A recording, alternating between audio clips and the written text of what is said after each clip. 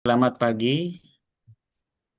Assalamualaikum warahmatullahi wabarakatuh. Salam sehat untuk kita semua.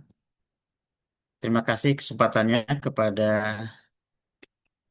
Ketua Program Studi S1 Ilmu Penyakit Dalam FKUI yang pada hari ini memberikan kesempatan kepada saya untuk menyampaikan pengantar kuliah psikosomatik dan paliatif bagi mahasiswa kedokteran. Saya Rudi Putranto, saat ini bertugas sebagai staf Divisi Psikosomatik dan Paliatif Medik Departemen Ilmu Penyakit Dalam Fakultas Kedokteran Universitas Indonesia RSCM, akan membawakan kuliah ini yang kami harapkan bisa bermanfaat untuk adik-adik mahasiswa kedokteran. Baik, tentu pertanyaan ini menjadi pertanyaan kita semua ya. Kenapa eh, seorang dokter perlu belajar tentang psikosomatik dan paliatif. Nah, ini eh, mungkin perlu kita pahami bahwa hal ini penting kita eh, pelajari karena berhubungan dengan masalah kesehatan yang saat ini kita hadapi di Indonesia. Kita ketahui bahwa banyak eh, terjadi ya gangguan psikosomatik paliatif yang ada di masyarakat kita sehingga menjadi perhatian kita semua nanti adik-adik untuk menjadi tenaga kesehatan. Nah, WHO tahun 1963 sudah menyampaikan, mengingatkan kepada eh, para dokter, baik itu nanti dokter umum, dokter penyakit dalam, maupun dokter spesialis lainnya yang bukan psikiater, bahwa dalam praktek kliniknya mereka akan berhadapan dengan kasus-kasus gangguan psikosomatik. Sehingga ini menjadi dasar kita juga untuk belajar tentang psikosomatik. Nah, di samping itu, penyakit-penyakit yang baik yang akut juga yang kronik makin lama makin meningkat di dunia, termasuk di Indonesia. Keluhan-keluhan karena nyeri, sesak napas, adanya disabilitas, kondisi vegetatif atau terminal akan kita hadapi dalam praktek sebagai seorang dokter, sehingga perlu kemampuan dalam mengelolanya.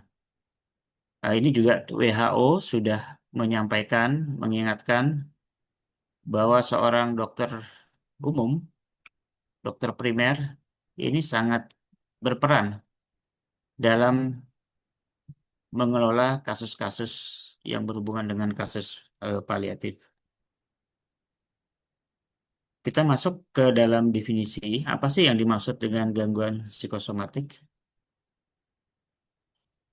Yaitu suatu gangguan di mana terjadi pasien-pasien tersebut mengalami keluhan-keluhan somatik atau fisik yang mana patofisiologinya ini dipengaruhi oleh faktor psikososial, baik pada waktu terjadi maupun dalam perkembangannya.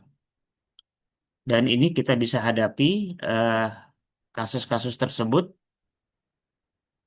tidak ada kelainan yang eh, dominan dari hasil pemeriksaan, baik itu fisik maupun penunjangnya, mungkin ringan, atau juga kita bisa hadapi bahwa kasus-kasus tersebut disertai dengan kelainan organik.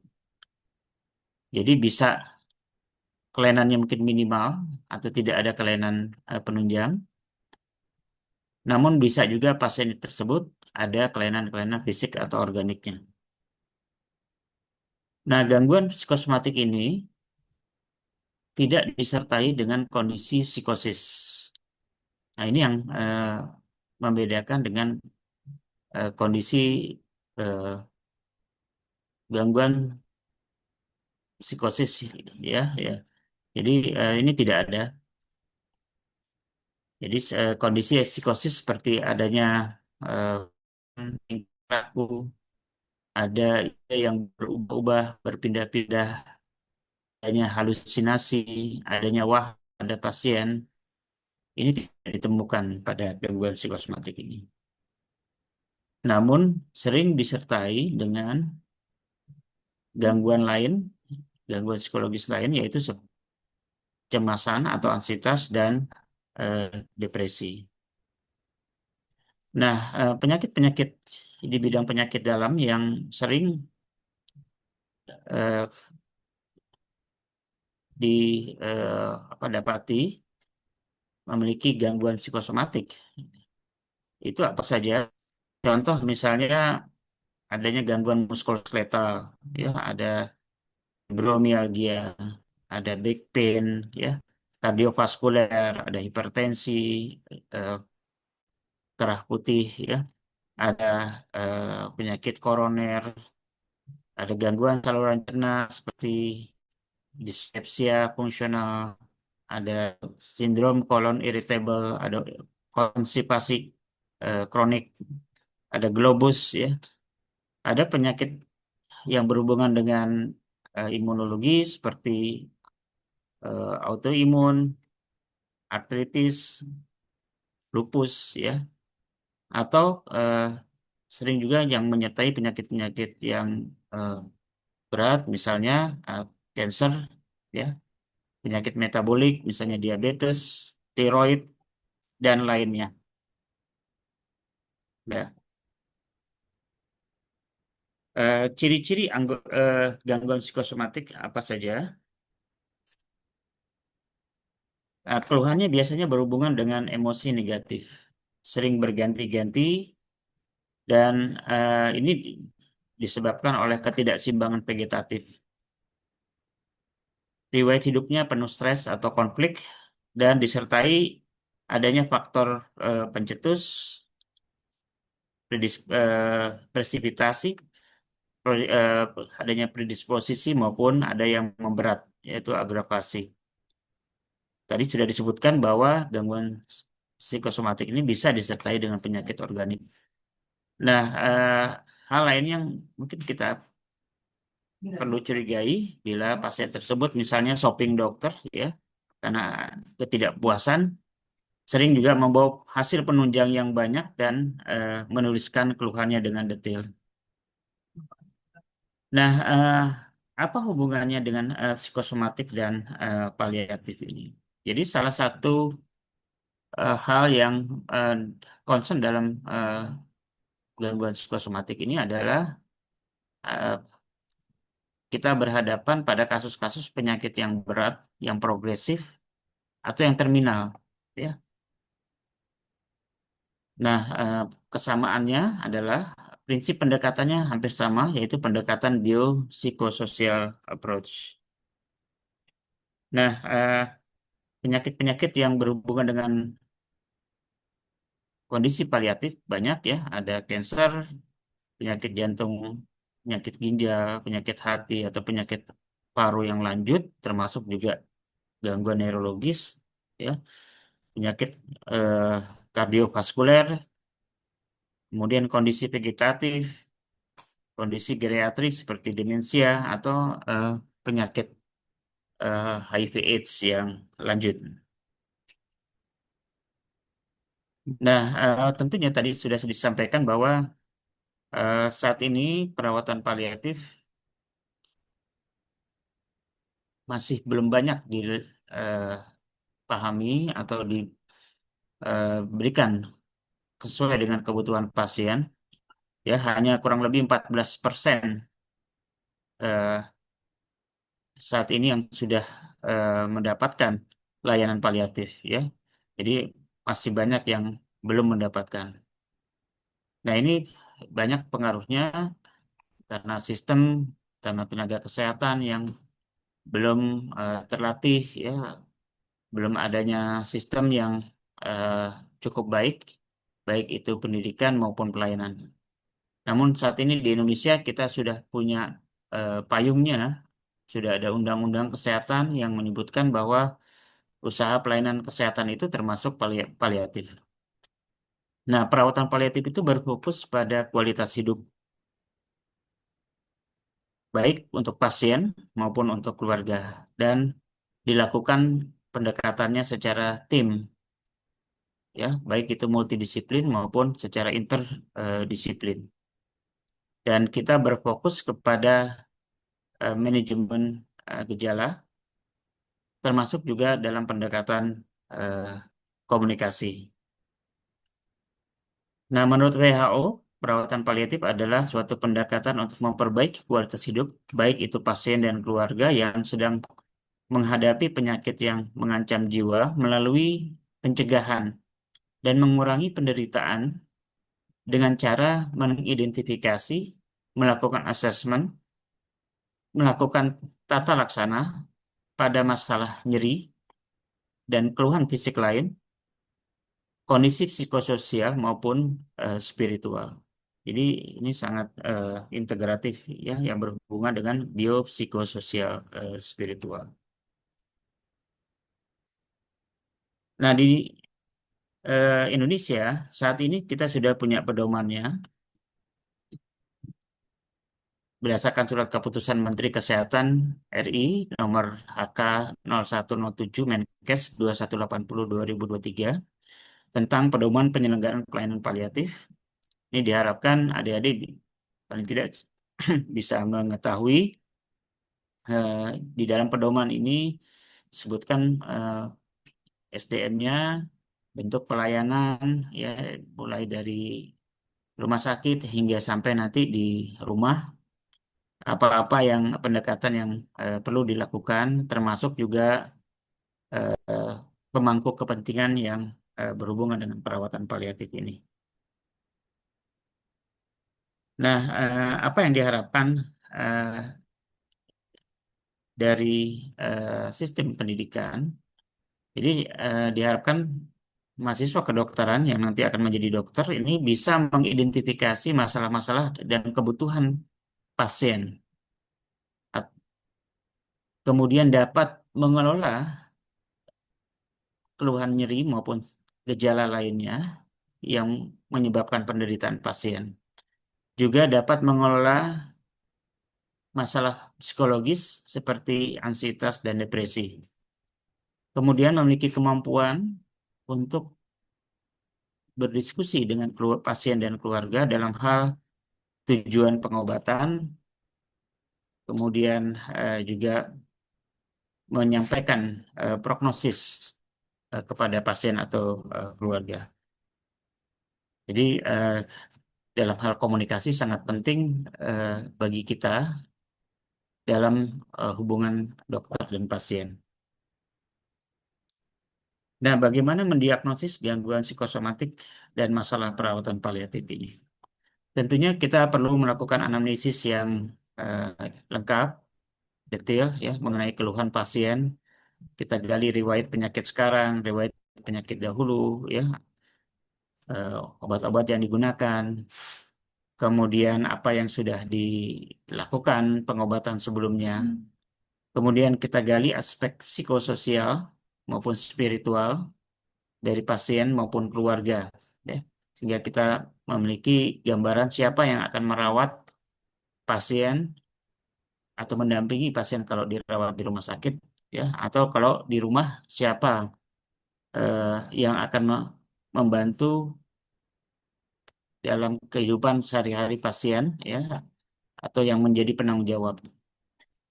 Kemudian tentu kita akan melakukan pemilihan fisik, baik itu tanda vital, per organ, termasuk kita juga melakukan penilaian skala atau derajat berat dari keluhan, ya, keluhan nyerinya di daerah mana, apa yang memperingan, apa yang memperberat, ya. Jadi kita kalau pasiennya sadar, kita bisa melakukan penilaian dengan numeric rating scale atau dengan visual analog scale. Namun kalau tidak sadar, kita bisa menggunakan FLACC. Tentu pemeriksaan per organ ini sangat penting untuk kita menilai adakah kelainan organik yang eh, menyertai pada pasien ini. Dan tentunya juga pemeriksaan penunjang seperti psikometrik dengan alat penapis kuesioner ini kita gunakan untuk menyaring keluhan. Itu ada Edmonton scale ya untuk menilai gejala, ada HADS misalnya untuk menilai ansietas atau depresi atau kuesioner yang lain. Juga kalau nanti eh, adik-adik bertugas di puskesmas atau rumah sakit, ada juga eh, mereka memiliki alat stress analyzer atau heart rate variability, ini juga bisa digunakan. Serta pemeriksaan internis lain untuk melihat gangguan eh, hematologi, gangguan metabolik, ya, eh, kondisi kemungkinan infeksi dengan pemeriksaan darah atau pemeriksaan torak, pemeriksaan EKG ya, untuk menilai kardiovaskuler atau radiologi untuk melihat muskuloskeletal, pulmonal atau kardiologi. Kemudian kita akan mensintesis masalah pasien eh, dengan multi aksis maupun dengan penilaian eh, paliatif, penapisan paliatif atau pengkajian paliatif untuk menilai kondisi medis, keperawatan, nutrisi, psikososial, spiritual maupun fungsionalnya. Bagaimana tata laksana gangguan psikosomatik? Tentunya dan paliatif. Pendekatan kita adalah tadi sama, yaitu pendekatan biopsikososial, spiritual. Jadi kalau biologis tentu kita akan bisa memberikan obat-obatan atau intervensi yang lain, tindakan atau operasi ya yang akan memperbaiki kondisi biologisnya. Kemudian kondisi psikologis ini bisa kita bantu dengan psikoterapi atau kondisi yang lain seperti hipnoterapi ya, terapi relaksasi yang akan meningkatkan memperbaiki kondisi psikis maupun emosionalnya. Nah, yang penting juga adalah kita melakukan eh, pengelolaan sosial. Ini terutama eh, terhadap keluarga atau lingkungan, ya. Ini perlu dukungan untuk pasien. Ini kita bisa melakukan edukasi atau kalau memiliki masalah sosial ekonomi kita cari atau berkolaborasi dengan pihak lain yang bisa mendukung kondisi pasien. Nah, prinsip yang perlu eh, dipahami bahwa hubungan dokter pasien itu sangat penting. Prinsip penanganan yang berpusat pada pasien saat ini menjadi hal yang eh, tidak bisa kita lakukan lagi. Pendekatan sistem kita perlu tahu aturan-aturan yang ada di negara kita maupun di mana tempat kita bekerja di daerah atau di rumah sakit sehingga ini menjadi tumpuan kita dalam melakukan tugas kita untuk meningkatkan derajat kesehatan pasien. Kemudian melakukan pencegahan deteksi masalah dan tentunya apabila ada hal yang menyebabkan gangguan baik psikosomatik maupun perawatan paliatifnya berhubungan dengan perilaku ya kita perlu lakukan edukasi sehingga ada perubahan perilaku ke arah kesehatan yang lebih baik. Dan pada perawatan paliatif ini sangat penting kita memahami manajemen nyeri karena dari banyak penelitian epidemiologi, masalah nyeri ini menjadi tulang punggung hal yang perlu diatasi dalam perawatan paliatif.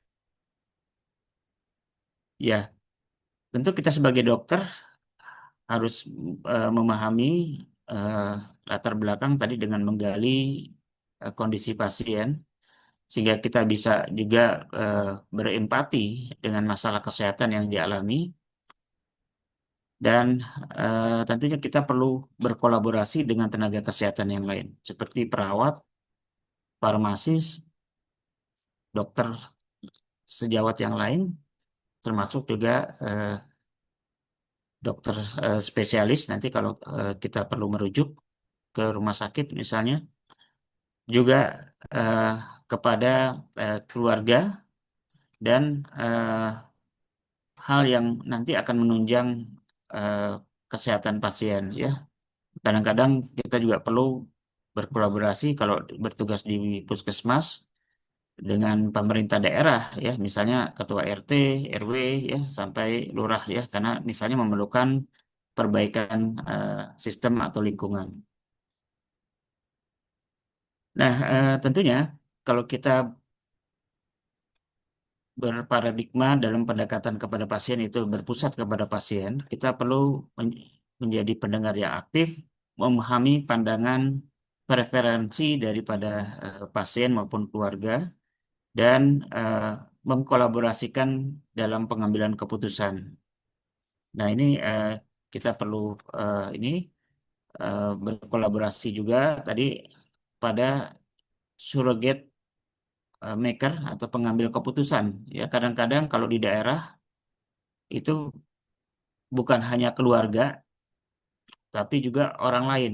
Ya, misalnya ada orang yang dituakan di daerah tersebut, ya, itu perlu misalnya diajak juga. Ini kita perlu kolaborasikan.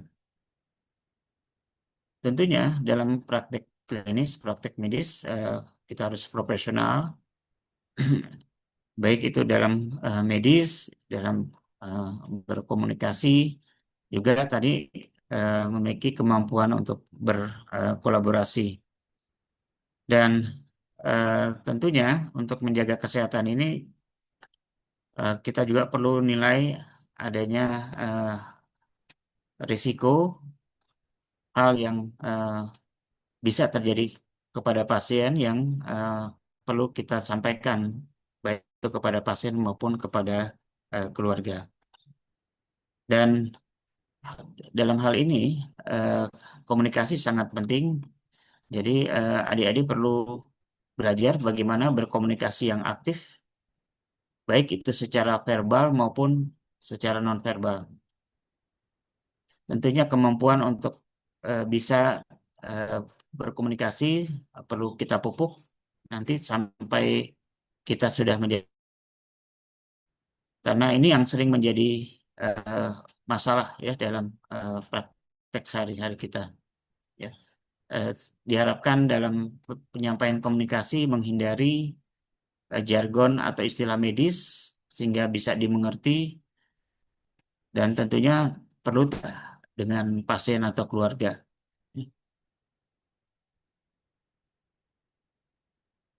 Kemampuan lain yang diperlukan selain tadi komunikasi, tentu kita perlu juga memiliki kemampuan dalam mengedukasi kepada pasien maupun keluarga, baik itu secara superficial maupun nanti eh, lebih dalam lagi dengan pelatihan-pelatihan. Dan tentunya dalam praktek nanti Anda sebagai dokter di puskesmas atau di klinik perlu nanti berkolaborasi dengan eh, dinas kesehatan ya, sehingga mengetahui aturan-aturan atau regulasi yang diperlukan dalam praktek klinis nantinya. Hal lain yang diperlukan juga dalam perawatan atau pendekatan psikosomatik adalah eh, manajemen stres ya. Ini Anda bisa lakukan tanpa memberikan obat-obatan, dengan melakukan teknik relaksasi, baik itu pernapasan, kemudian merubah gaya hidup, misalnya olahraga yang teratur, pola makan yang seimbang, juga meningkatkan keterampilan dari pasien maupun keluarga. Dan tentunya hal ini perlu dilakukan secara terintegrasi. Bila dilakukan oleh seorang dokter, nanti perlu juga melibatkan tenaga kesehatan yang ada di tempat Anda bertugas, baik itu dengan perawat atau tenaga kesehatan yang lain. Dan apabila kasus yang Anda hadapi kompleks, tentu Anda perlu rujuk ke rumah sakit dan tentunya Anda juga perlu siap kalau misalnya pasien yang sudah dikelola di rumah sakit itu kembali ke puskesmas untuk Anda lakukan penanganan kembali. Dan dalam perawatan paliatif tadi kita akan melakukan manajemen keluhan-keluhan maupun komunikasi yang baik kepada pasien dan keluarga, di mana dalam manajemen nyeri, hal yang penting yang perlu diketahui adalah bagaimana mengelola nyeri berdasarkan step ladder WHO. Mungkin kita masih ingat, dalam step ladder WHO, kalau kita temukan skala nyerinya ringan, skala 1 sampai 3, maka kita bisa memberikan obat-obatan seperti paracetamol atau NSAID. Kalau kita temukan keluhan nyerinya berat, sedang, itu skala 4 sampai 6, kita bisa memberikan analgetik, opiat lemah seperti kodein dan tramadol. Ini sebagian besar sudah ada di eh, puskesmas maupun di klinik. Namun kalau nyerinya berat, lebih dari 6, ini kita akan rujuk ke rumah sakit untuk mendapat analgetik kuat seperti morfin. Ini yang tentu Anda perlu pahami bagaimana penggunaan obat-obat ini. Sebenarnya tidak perlu khawatir dalam penggunaan opioid karena setiap dokter yang memiliki izin praktek bisa meresepkan obat-obat ini. Sehingga eh, kalau pasiennya mendapat opioid dari rumah sakit dan dia kembali kepada Anda nanti di puskesmas atau di klinik, Anda bisa meneruskan misalnya kalau memang pasien ini membutuhkan. Dan tentunya tadi kalau di rumah sakit di puskesmas ada tenaga kesehatan yang lain seperti perawat, ahli gizi, kemudian ada farmasis. Ini juga perlu berkolaborasi dalam penanganan pasien. Saya kira demikian yang bisa saya sampaikan dalam pengantar kuliah psikosomatik dan eh, paliatif. Mudah-mudahan ini bisa bermanfaat. Tentunya apa yang disampaikan masih perlu dipelajari lebih dalam. Berbagai sumber, tadi ada buku dari WHO tentang perawatan paliatif maupun gangguan psikosomatik, juga pedoman-pedoman yang lain, profesi yang lain Anda bisa gunakan. Mungkin saya ingin berpantun pada kesempatan ini, pergi ke kota naik skuter, belanja baju di toko yang banyak motif, cita-cita menjadi dokter, belajar juga ilmu psikosomatik dan paliatif. Mudah-mudahan ini bermanfaat untuk kita semua. Saya akhiri kuliah saya. Assalamualaikum warahmatullahi wabarakatuh. Terima kasih.